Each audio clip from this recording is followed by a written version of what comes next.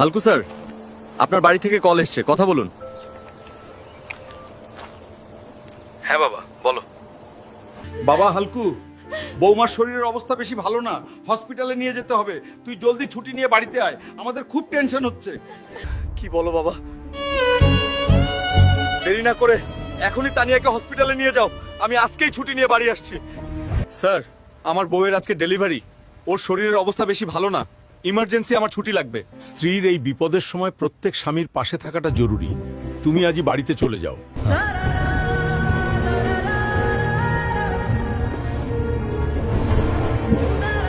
Doctor সাহেব, কোথায় আপনারা? জলদি আসেন, আমার স্ত্রীর অবস্থা বেশি ভালো না, দয়া করে সুস্থ করে দিন। হালকু সাহেব, একটু শক্ত হন আপনারা। রোগীকে অপারেশন করতে হবে, আল্লাহর উপর ভরসা রাখুন। হালকু স্যার, শহরে কিছু দুষ্কৃতীরা হামলা করেছে, এখনই আপনাকে যেতে হবে, নয়তো পুরো শহরকে বাঁচানো সম্ভব হবে না। বাবা, তোমরা আমাকে ক্ষমা করে দিও। এই মুহূর্তে আমি তোমাদের সঙ্গে থাকতে পারলাম না। আমার কাছে সবার আগে দেশ। আমার জন্য দোয়া করো তোমরা।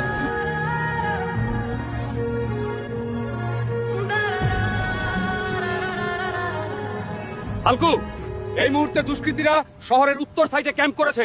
ওই ক্যাম্প তোমাকে ধ্বংস করে দিতে হবে।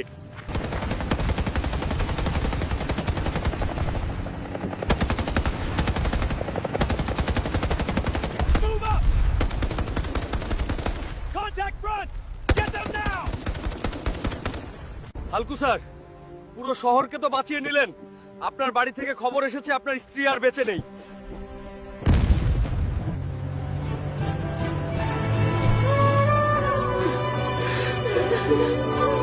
তুমি আমাকে ক্ষমা করে দিও তানিয়া।